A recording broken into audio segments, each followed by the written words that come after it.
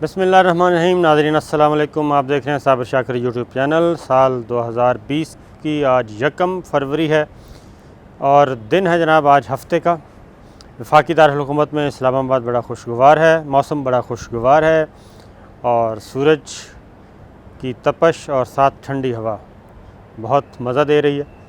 तो अगर आप भी वीकेंड में फ़्री हैं तो ज़रूर इस्लामाबाद का रुख करें और एंजॉय करें और आगे भी जाएं, मरी शरी भी जाएं, सवात जाएं, नथिया गली, घोड़ा गली, इनमें जाएं, सैरें करें। तो खैर आज जनाब कुछ अच्छी गुफ्तगू करते हैं आपसे। कुछ ख़बरें जो हमने पहले दी उनके बारे में, जिन के बारे में वो ख़बरें थीं वो ज़रा थोड़ा सा उनका भी पॉइंट ऑफ व्यू ले लें, क्योंकि उसकी रीज़न यह है कि हमारा यूट्यूब चैनल माशाल्लाह दुनिया भर में देखा जाता है, सुना जाता है और लोग पसंद करते हैं, अच्छा रिस्पॉन्स आता है, अच्छे कमेंट्स होते हैं। तो ये हमारा फ़र्ज़ है कि जिसके बारे में हम कोई इन्फॉर्मेशन दें, ख़बर दें, तो उसका पॉइंट ऑफ व्यू अगर उससे मुख्तलिफ है और उसकी पोजीशन कुछ और है तो वो भी हम आपसे शेयर करें। ये हमारी ड्यूटी है, आप तक सही इन्फॉर्मेशन पहुंचाना, तमाम नुक्ता हाय नज़र को पहुंचाना।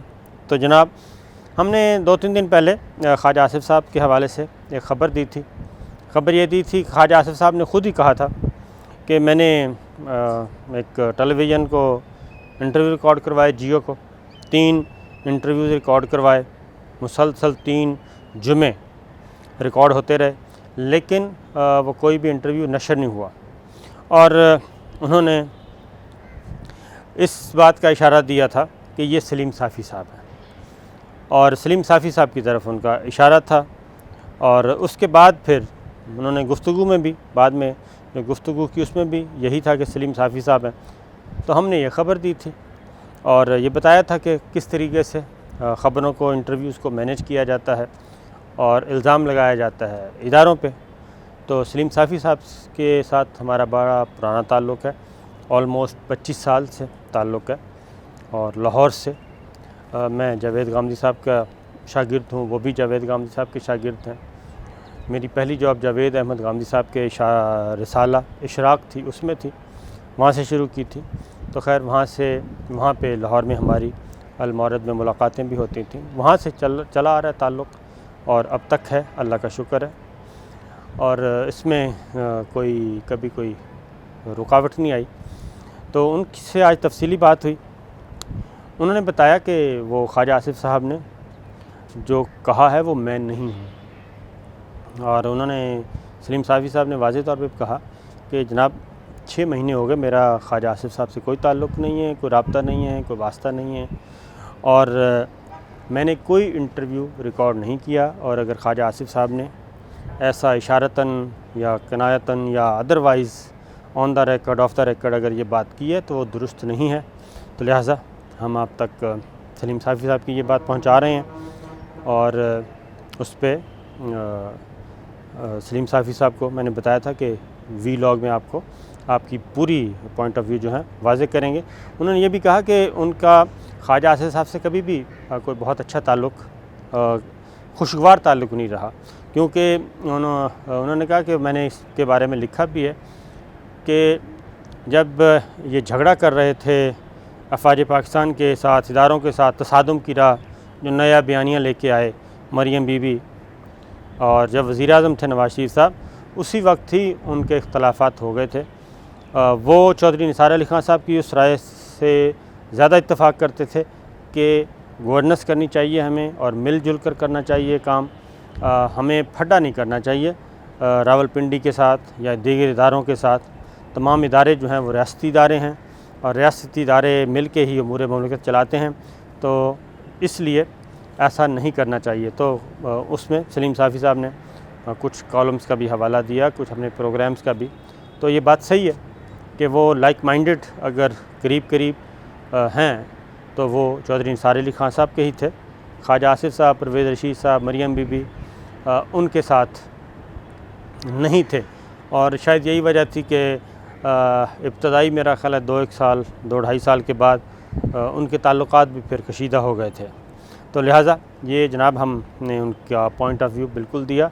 तो सलीम साफ़ी साहब ने हमारा वीलॉग देखा, हमें देखते हैं, सुनते हैं, उन्होंने कॉल की, उसका भी शुक्रिया।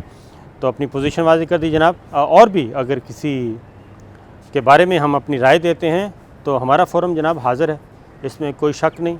हम बिला हीलो हुज्जत वो पॉइंट ऑफ व्यू आप तक पहुंचाएंगे, क्योंकि ये हमारा जो यूट्यूब चैनल है उसके ज़रिए हम लोगों को बाखबर भी रखते हैं, इंफॉर्मेशंस भी देते हैं, तज्ज़िये भी करते हैं, और हमारी पहली प्रायोरिटी यही है कि हम सही ख़बर दें, सनसनी ना फैलाएं।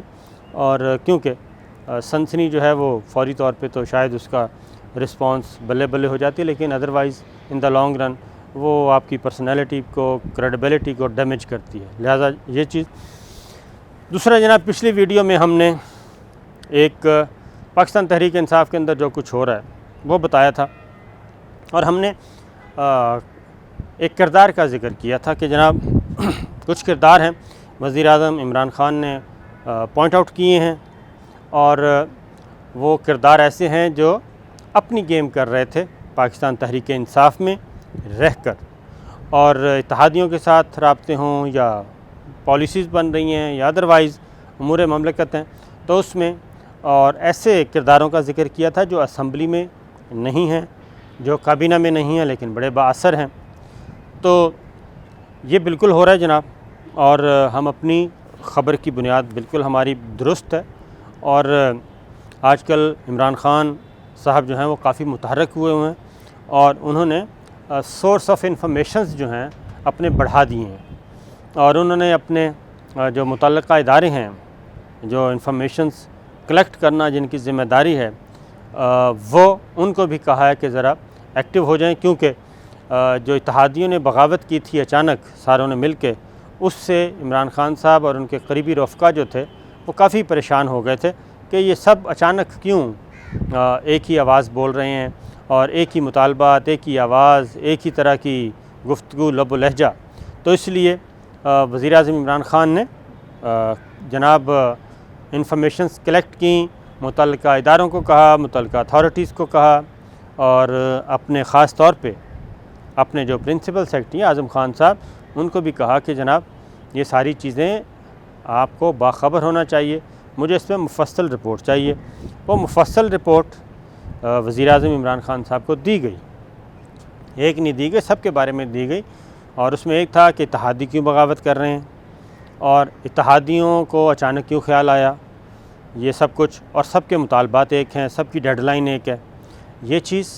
और दूसरी बात कि फिर पार्टी के अंदर क्यों बगावत हो रही है, KP के सिलसिला शुरू हुआ, फिर ख़ास तौर पे चौधरी बिरादरान, उनके बारे में भी ये था।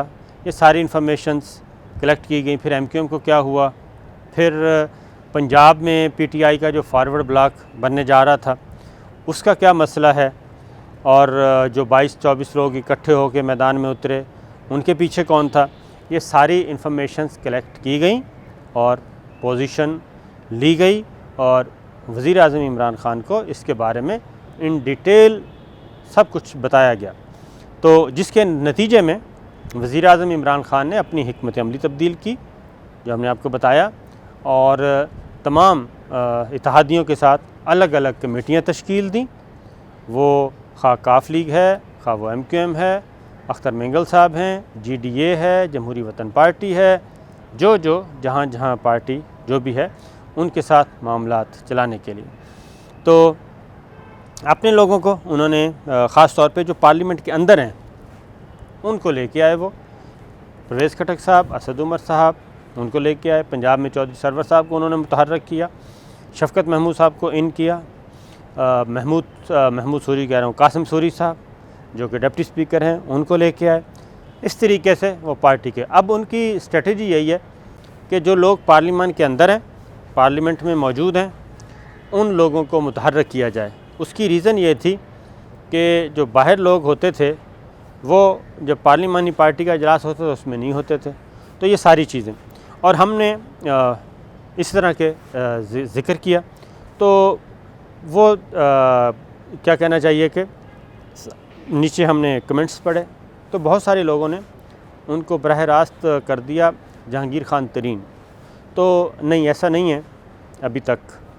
मैं उसकी रीज़न बता देता हूँ कि हमारी ही वीडियो को सुन के बाज़ और दोस्तों ने भी यूट्यूब पे व्लॉग पे जहांगीर तरीन का नाम भी ले दिया।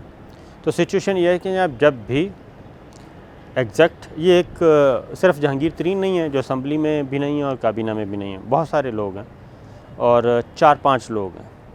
तो ये चीज़, और इस पे जहांगीर तरीन साहब का फ़ोन भी आया मुझे। उन्होंने कहा कि ये सारे लोग कह रहे हैं कि इसका मतलब है कि ये जहांगीर तरीन है। तो मैंने उनको कहा कि नहीं, सिर्फ आप नहीं हैं, ये इशारा आपकी तरफ नहीं जाता, और मैं कुछ दिनों के बाद जब ये पूरी ख़बर अनफोल्ड होगी तो उसके बाद ये ज़रूर करूँगा। तो लिहाजा उनकी पोजीशन भी मैं आपको बता दूं कि उन्होंने भी कहा कि भाई मेरे तो बहुत अच्छे ताल्लुकात हैं खान साहब से, प्राइम मिनिस्टर से और पार्टी में, और मैं तो वही ज़िम्मेदारियां अदा करता हूं जो पार्टी हेड देते हैं या प्राइम मिनिस्टर देते हैं। तो इसलिए इमरान खान साहब और पार्टी हेड जो हैं वो फुल अथॉरिटी हैं। तो एक बात मैं बता दूं कि जहांगीर तरीन साहब को वज़ीर आला पंजाब बनना था और शाह महमूद कुरैशी साहब और उनके दरमियान थी ये दौड़, लेकिन शाह महमूद कुरैशी साहब को वज़ीर ख़ारजा ही बनना था। जहांगीर तरीन साहब को खान साहब ने वज़ीर आला पंजाब बनाना था। लेकिन हुआ ये कि वो डिस्क्वालीफाई हो गए। डिस्क्वालिफ़िकेशन के बाद, क्योंकि उसके बाद जितना भी ये पॉलिटिकल वर्क हुआ था, इलेक्टेबल्स जो आए थे पार्टी में, तो मोस्टली जहांगीर तरीन साहब ही उनको लेके आए थे। और जो बाद में इंडिपेंडेंट जीते उनको भी ज़्यादातर जो वो लोग हैं, उस वक्त ये भी बात चली थी कि जनाब जहाज़ जहाँ जाता है वो उठा के ले जाता है। तो लेकिन बदकिस्मती से आप कह लें कि इमरान खान साहब अपने एक सियासी रफ़ीक से उस तरह से महरूम हो गए और फ़ायदा नहीं उठा सके। अब चूँकि वो डिस्क्वालीफाई हैं और लेकिन काम वो बहुत करते हैं, इसमें कोई शक नहीं। लेकिन फ़िल वक्त ये है कि जनाब जैसे ही वो किरदार सामने आएगा वो हम पूरा बताएंगे, तो इसलिए थोड़ा सा इंतज़ार कर लें।